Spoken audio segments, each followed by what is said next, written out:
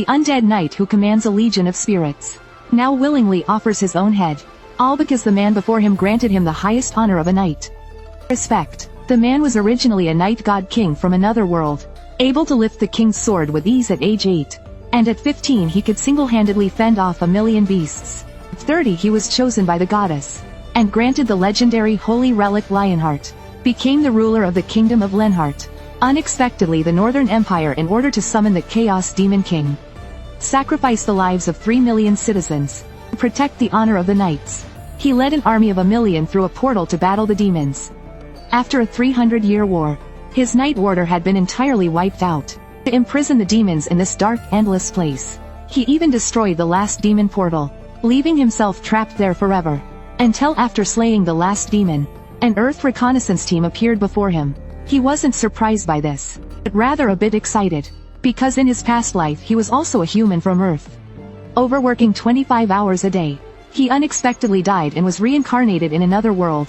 Looking at the ground littered with demon corpses, no one could believe this naked man before them had killed them all. 30 years ago numerous portals appeared across Earth, each connecting to another world. Though each world behind the portals was different, they were all in the process of destruction or already destroyed. Occasionally survivors appeared from behind these portals, possessing powers beyond the understanding of Earth's people. Nations would go to great lengths to recruit them, and Leywin was one of these survivors. However, they were unable to assess Leywin's true power level. Typically a rank hunter risks their life against a high-level demon. But he killed a great demon with a single strike. Such demons are feared even by top S rank hunters. It was the first time they had encountered a survivor of such terrifying strength. But now they were more worried about whether cultural differences might make communication with Leywin difficult. Suddenly a loud shout came from the quarantine room, shattering the supposedly unbreakable glass instantly. Everyone was stunned with fear. 15 minutes earlier Leywin had been brought to the quarantine room. He thought that revealing he was once an Earthling might not benefit him. So he decided to communicate with them as the Night King from another world. He learned from the bald man that each portal has a specific theme and a clearing task. If a portal is left unattended, it will turn into a rift, causing monsters to invade Earth. Hearing this, Leywin fell into deep thought. This was different from the spontaneous demon invasions in the other world. Each portal had various tasks to complete, as if they were deliberate trials. Just then a staff member brought in a bowl of snail noodles.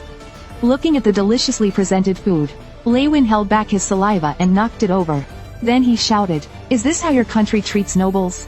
I am Leywin Lenheart, a noble from another world and a divine agent." At that moment he had only one thought. Though it took 300 years to return to Earth, he found Earth's manners utterly disappointing. It was all because people had lost their faith. As the returning Night God King, he felt obligated to awaken these ignorant commoners. While eating aged steak, the conversation shifted to the main topic. To ease Leywin's wariness, they sent a young girl to speak with him. She was Sherry, the vice president of the Hunter Association. At that moment she had only one goal: to persuade Leywin to join the Hunter Association. Now global intelligence wars focused on recruiting survivors. They would do whatever it took to prevent them from joining other nations. However, they underestimated Leywin's honor as the Night God King. He intended to establish a new order of knights in this world. Seeing communication fail, Sherry left the isolation room in disappointment. While they were at a loss, suddenly alarms blared across the base. After reading the emergency notice, they discovered a dungeon rift event had occurred at the Southern Plains portal. The Southern Plains served as the country's breadbasket. If it were affected, 1/3 of the nation's crops would be contaminated. The guild protecting this area was the Phoenix Guild. Their leader Li Yongwen was an S-rank hunter, so he should have no reason to struggle with a red portal. It appeared that all of this was his plot. In the isolation room, Leywin listened to their conversation intently. He was finally certain that Earth lacked divine protection. Moments later at the Southern Plains, seeing members of the Hunter Association arrive, Li Yongwan's greedy nature was fully exposed. The Phoenix Guild had long sought tax exemptions for portal earnings, but they had always been denied. So they seized this opportunity to demand a 1 trillion tax reduction from the association. In fact, as a large guild they already received significant tax benefits. But driven by greed, Li Yongwen disregarded the safety of the entire nation. Facing criticism, he began to mock everyone wildly, claiming that only money and power define justice in this world. After hearing this, Leywin scoffed with disdain. What a group of shallow, ignorant fools. Seeing Leywin dare to insult him directly, Li Yongwen turned to retaliate. But before he could finish speaking, Leywin let out a cold snort. Silence. Someone as lowly as you dare speak to me? Li Yongwen was instantly furious. And flames rose from his hands. However, the next second upon realizing Lei Wen was a survivor, he quickly concealed his arrogance and apologized repeatedly. But Lei Wen simply ignored him. Then asked Sherry about possible solutions for the portal. It turned out that the portal had evolved into a dungeon, with dark matter seeping out and contaminating the land. Once the land is polluted, no crops can grow on it. So to minimize pollution, they had to clear the dungeon quickly. Hearing this, Lei Wen made his final decision. I shall personally take charge of this matter. But his next action surprised everyone. As a ruler, I cannot conduct military actions on foreign land without permission. So please contact your king for me. I need his consent. A bewildered Sherry suggested it wasn't necessary. But Lei Wen sharply reprimanded her. If even the laws that represent a nation's authority are disregarded, how can I be considered a proper knight? In a dim storeroom, a group of women was brought in. This was Lei Wen's request to the association. He needed a group of women who had given birth to help make scarecrow dolls. Though Sherry was puzzled by this request, she complied. However, upon seeing the dolls they made, Lei Wen began to question his life. Are these lumpy things supposed to be dolls? Are you trying to mess with me? He then tore them all apart, until a kind-hearted young lady appeared. And seeing her meticulously crafted doll, Lei Wen was overjoyed. This is the perfect creation I envisioned. In my former world, I would have personally awarded you the highest medal and gifts. Moments later, Lei Wen set up a table and candles in the rice field. He prepared to summon the Mother of Earth who nurtures all life. He took a sacred chalice out of thin air. Then he began to chant, O Mother of bountiful Earth, your children here offer you this harvest doll. Please show yourself. As a golden light shone into the chalice, water began to overflow from the once empty cup. With the sunrise, the sky turned a warm red. New day was about to begin, and the sun would bring a fresh start to this world. At that moment, the overflowing water entered the doll's body, and it suddenly stood up on its own. She was none other than Demera, the goddess of life and prosperity. Lei Wen bowed respectfully to Demera, then explained the entire situation to her. Finally, he cast a meaningful glance at Li Yongwen. Demera listened but wasn't angry. Ignorance and greed are not sins. For mortals with limited lifespans, it's quite normal. With that, she generously displayed her divine power. A drop of holy water fell to the ground, slowly merging with the soil. A dazzling golden light shot up to the sky, driving away the dark energy from the withered stalks. The hunters watched in awe at the spectacle. Lei Wen scolded them for their foolishness, allowing this fertile land to be corrupted by demons. A few minutes later, the once wilted rice field had turned into a golden sea, radiating abundance and peace. The wheat stalks were plump and full. Sherry covered her mouth in astonishment.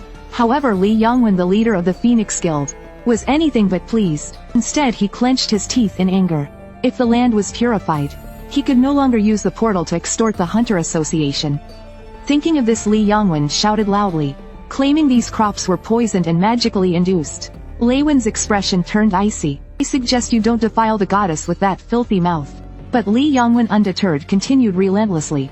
He smirked deviously, threatening to have his guild's appraiser examine the crops. After putting on his gloves, a blue light appeared in his hand.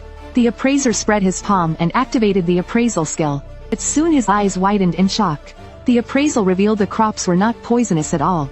In fact, they were blessed by the goddess.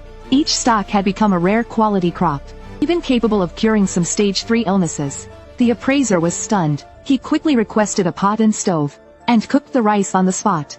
As he swallowed the rice, the system's result was even more astonishing. It restored 50 magic points and 100 stamina per minute, lasting for 8 hours. It was equivalent to a high-grade recovery potion. Everyone eagerly devoured the rice. Sherry rushed over excitedly, discovering a new usage, eating the bugs from the field along with the rice. The goddess's blessing covered the entire land, meaning even the insects from the field provided a buff when eaten. The appraiser was astonished. He realized the significance of this. It was as if the field could grow free enhancement potions. The Hunter Association members went wild, frenziedly gathering insects from the ground. Their morale soared immensely, seeing the joy of her children on the land. The Earth Goddess prepared to withdraw her power. Lei Wen bowed respectfully once more. I will forever cherish the teachings of the Earth Goddess. The Earth Goddess smiled warmly, reminding Lei Wen always to keep himself well fed. Then she transformed back into a simple doll and fell to the ground. Sherry couldn't resist asking about the miraculous event. Lei Wen calmly explained, this is the revelation of a god's descent. Seeing everyone satisfied and energized, Lei Wen decided to lead the hunters to clear the red portal. Watching the hunter's morale rise, Li Yongwen seethed with anger. His carefully laid plans were in disarray. He wished for Lei Wen's death in the portal. But then he suddenly realized something, and a sinister smile appeared. Behind this portal was a monster that couldn't be defeated by conventional means. After entering the portal, Sherry explained to Lei Wen that to close the portal and eradicate the dungeon, they must defeat the dungeon boss. Seeing the countless bones scattered across the dungeon, Sherry's face tightened with anxiety. This dungeon was of the undead type. Unless the final boss was defeated, the smaller monsters would keep respawning. Lei Wen raised an eyebrow, intrigued. At that moment a system warning popped up. The dungeon had started to fissure. If they couldn't finish the fight within 3 hours, they would be trapped in the dungeon forever. The appraiser cursed in rage, furious that Li Yongwen had withheld such critical information. In the blink of an eye the terrifying figure of the undead knight appeared on a platform, with countless undead soldiers glaring down. Seeing the skeleton soldiers closing in, the appraiser and others turned pale. He immediately ordered the archers and mages to target distant monsters first, while he acted as a shield, holding his shield firmly at the front. He prepared to meet the undead army's charge. Just then the lead skeleton soldier swung its weapon down, forcing the appraiser to grit his teeth and block with his shield. These skeleton soldiers were even stronger than he had expected. Realizing this, he pushed forward, knocking the skeleton back with his shield, then cleaving it in half with his sword. But in that brief moment, a group of undead mages raised their hands, forming a spell array. The appraiser, seeing the danger, yelled frantically, successfully drawing the undead mage's attention. With a deafening boom, ghostly flames crashed down upon him. As the team's strongest shield, he endured the scorching flames. Though severely burned, he managed to hold on. But the next second the undead knight Dullahan charged at him on his skeletal warhorse. With a single casual swing, the appraiser was sent flying several meters back, crashing hard against the wall. Sherry gasped in shock, watching the hunters being easily cut down by Dullahan. She immediately decided to lead the reserve team forward for support, calling out to Lei Wen for help. Lei Wen, however, was unimpressed. As a noble holy knight and ruler, he found it beneath him to fight these grotesque skeletons. He wasn't about to engage in such a disgraceful melee. Seeing Lei Wen unmoved, Sherry drew her sword, charging swiftly at the undead knight. The skeleton soldiers barely reacted before Sherry used them as stepping stones underfoot. She then leapt into the air, launching an aerial sword strike at Dullahan. But with a loud clang, Dullahan swiftly raised his massive blade, blocking her attack. He even used his own head as a prop to obstruct Sherry's view. Seizing the opportunity, Dullahan countered with a powerful punch. Sherry was sent flying backward. Before she could recover, Dullahan rode his horse right up to her. He raised his massive sword, ready to finish her off. However, as the vice president of the Hunter Association, Dullahan's move played right into her hands. With distance from her team, she could unleash a wide area skill. At that critical moment, a round of applause echoed. Excellent, though you used only one hand. Your swordsmanship is impeccable. You must have been a renowned knight in life. Lei Wen stepped forward, solemnly addressing the undead knight. Forgive my oversight, for mistaking you as some mere undead creature. With that, he fearlessly approached the undead knight. I grant you the right to challenge the Lionheart King to a duel. Let's end this fight with the honor of knights. Lei Wen's words left everyone's jaws dropping in astonishment. But the outcome defied all expectations.